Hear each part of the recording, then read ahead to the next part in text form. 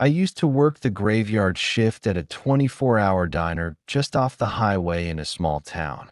It was the kind of place where truckers stopped for coffee and locals stumbled in after the bars closed.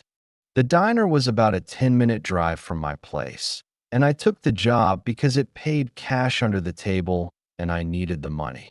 I'll keep the town and diner's name out of this. Let's just say I'd rather not have anyone digging into it. I worked from 11 p.m. to 7 a.m., mostly alone except for a cook who stayed in the back.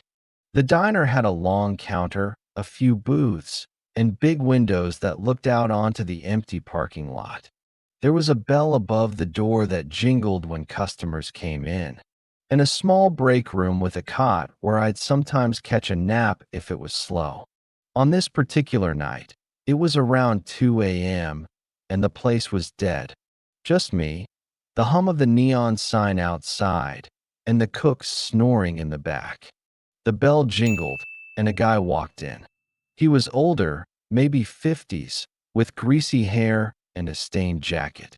He sat at the counter, staring at the menu like it was written in another language. I poured him a coffee and asked what he wanted. He didn't answer, just kept staring. Finally, he said, "You got kids?" The question caught me off guard. I laughed it off and said, "Nah, just me and the coffee pot."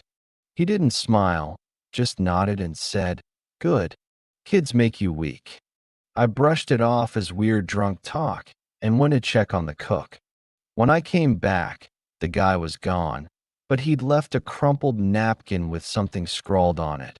"I am watching." My skin prickled. I checked the parking lot, empty. The security camera above the counter was ancient and barely worked, so I couldn't see where he'd gone. I locked the door, which we weren't supposed to do, and stayed near the counter with a kitchen knife tucked under a rag. Around 4 a.m., I heard a tap on the window. I looked up, and there he was, standing outside, staring through the glass. He didn't move, just stood there, his breath fogging up the window. I yelled, "We're closed," even though we weren't, and grabbed the phone to call 911. He tapped again, harder, then pointed at me and mouthed something I couldn't make out. I dialed the cops, my hands shaking, and told them some creep was harassing me.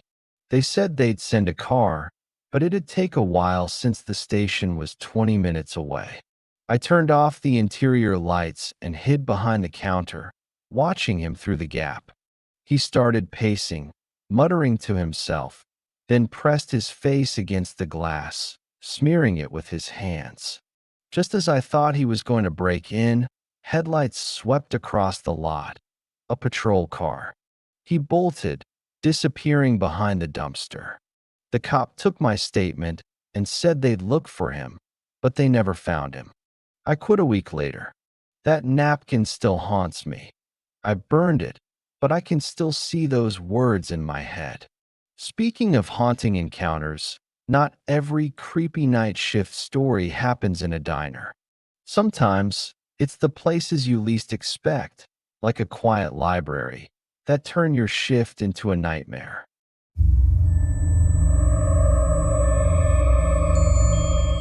I worked as a night janitor at a community college library in a small town. It wasn't glamorous, but it paid for my classes, and I liked the quiet. The library was a 15-minute walk from my apartment, and I worked alone from midnight to 6 a.m., cleaning floors, dusting shelves, and making sure the place was ready for the morning. I'm keeping the town and college anonymous. I don't need anyone connecting the dots. The library was old, with creaky floors and tall stacks that blocked out the light. There was a small break room with a coffee maker and a couch, and a single security camera at the entrance that fed to a monitor in the back. Most nights, it was just me and the silence, maybe a podcast to keep me company. But one night, around 3 a.m., I heard something, a soft thump, like a book falling off a shelf. I figured it was nothing, maybe a rat or the building settling. I grabbed my flashlight and checked the stacks. Nothing. I went back to mopping, but then I heard it again, louder, from the second floor. My heart started racing. The library was locked, and I was the only one with a key. I checked the security monitor. Nobody at the entrance. I called out, "Hello? Anyone there?" No answer, just another thump. I grabbed a broom for protection and headed upstairs. The second floor was dark, the motion sensor lights off. I flicked on my flashlight and swept it across the shelves. That's when I saw it. A book on the floor, open, like someone had dropped it. I picked it up, and a piece of paper slipped out. It had one word written in red ink: "Run." I froze. Then I heard footsteps, slow and deliberate, coming from the other end of the stacks. I bolted downstairs, locked myself in the break room, and called campus security. They got there in 10 minutes, searched the building, and found nothing. No signs of a break-in, no one on the cameras. But they did find more books on the floor, all open to the same page, like someone had been messing with them. I told my boss I wouldn't work alone anymore. They paired me with another janitor after that, but I still felt watched every night. I finished the semester and got a day job at a warehouse. I never found out who or what was in that library, but I've never gone back. That library experience shook me, but it's not just empty buildings that can turn a night shift sour. Sometimes, it's the people you work with who make you question everything.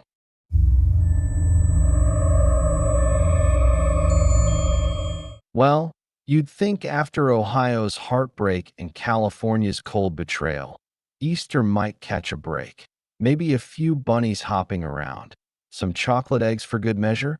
But no, the holidays got one more grim tale to spin, and this time it's in the bustling, smoky heart of 1937 New York City, where a man called the Mad Sculptor carved a nightmare all his own. On Beekman Place, a tidy row of boarding houses stood just steps from the East River, their windows catching the glint of a city that never slept. Inside one, the Gideon family went about their holy Saturday, unaware that the next day's promise of resurrection would be stolen by a man unmoored. Mary Gideon, a woman with kind eyes and a worn apron, tidied the apartment she shared with her daughter Ethel, a model whose beauty turned heads. Ethel's dark hair framed a face that graced magazine pages, but her heart was tangled in a dangerous dance. Robert Irwin, a sculptor with a chiseled jaw and fevered eyes, had once sketched her, his hands trembling not just from art but obsession. She'd posed for him, smiled for him, but when she pulled away, his world cracked. Could he let her go? Not Robert, not the man they'd later call Mad. That Saturday, April 10th, the boarding house hummed with small routines. Frank Burns, a British bartender lodging with the Gideons, polished glasses in his mind, dreaming of a pint after Easter Mass. Mary bustled, maybe planning a modest holiday meal. Can you smell the bread she might have baked? Ethel, fresh from a shoot, slipped into the apartment, her heels clicking softly. But Robert was there too, lurking, his mind a storm of rejection and rage. He'd come to talk, to plead, but words failed him. What was left but violence? It happened fast, a spark, then a blaze. Mary challenged him. Why was he there, bothering her girl? Robert's hands, those sculptor's hands, closed around her throat. She fought, but he was stronger, her life slipping away as the room spun silent. Frank, hearing the struggle, rushed in, shouting, "What's this madness?" A knife flashed, Robert's kept close, and Frank fell, stabbed through the heart, his dreams of pints and laughter gone. Ethel entered last, her eyes wide with terror. Could she escape? No, Robert's grip found her, squeezing until her light faded, her body crumpling beside her mother's. The apartment stilled, a grim tableau under flickering lights. Robert fled, his coat stained, his mind unraveling. He slipped through Manhattan's crowds, a ghost in the city's pulse, while Easter dawn broke over a horrified Beekman place. A neighbor, sensing something wrong, knocked. No answer. Police arrived, and what they found shook them. 3 lives snuffed out, a family erased in a fit of frenzy. The city buzzed with panic. Where was the mad sculptor? Robert, haunted by his own hands, drifted west, confessing to a priest in Cleveland before vanishing again. Months later, Chicago's streets betrayed him. A patrolman's eye caught his face, plastered on wanted posters. Caught at last, he spilled his story, not of malice, he claimed, but of a mind too broken to hold. Guilty of murder, he was locked away, his art forgotten, his name a whisper of terror. Beekman Place moved on, its boarding houses long since replaced, but the tale lingers in New York's shadowed corners. Easter, for all its hope, can't always outrun the human heart's chaos, be it rage, greed, or obsession. And so, as spring blooms and eggs are hidden, these stories, Hamilton's slaughter, Fresno's betrayal, New York's madness, ask us to pause. What lies beneath the holiday's shine? Perhaps it's just us, flawed and fragile, hoping the light holds a little longer.